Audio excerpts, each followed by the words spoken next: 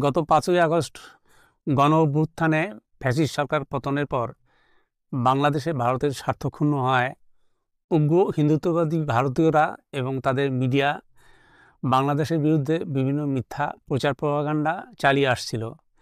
এরই ধারাবাহিকতায় সাম্প্রতিক সময়ে সীমান্তে ভারতের সীমান্তরক্ষী বাহিনী বিএসএফ বিভিন্ন অস্থিরতা ও আগ্রাসী তৎপরতা চালানোর চেষ্টা করছে। বাংলাদেশের চাঁপাইনবাবগঞ্জ, ঝিনাইদহ, নওগাঁ ও লালমনিরহাট সীমান্তে নোম্যান্সল্যান্ডে ভারতীয় বিএসএফ রাস্তার নির্মাণ কাঁটাতারের বেড়া দেওয়ার চেষ্টা করছে। এক্ষেত্রে তাৎক্ষণিকভাবে বাংলাদেশের সীমান্তরক্ষী বাহিনী দেশপ্রেমিক বিজিবি কড়া প্রতিবাদ এবং প্রতিরোধ করে, ফলে বিএসএফ তাদের কার্যক্রম বন্ধ রাখে। ঝিনাইদহে বিজিবি প্রায় 5 কিলোমিটার জায়গা ভারতের দখলমুক্ত করেছে।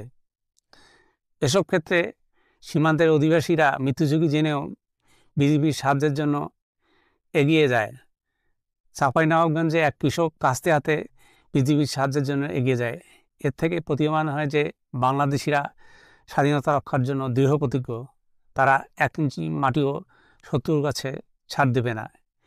এই বাংলাদেশিরাই 1971 সালে পাক হানাদার বাহিনীকে বীরত্বের সাথে পরাজিত করে বিজয় ছিনিয়ে এনেছিল। আমাদের দেশের সার্বভৌমত্ব রক্ষার জন্য সর্বদা জাতীয় ঐক্য সমুন্নত রাখতে হবে। ধন্যবাদ।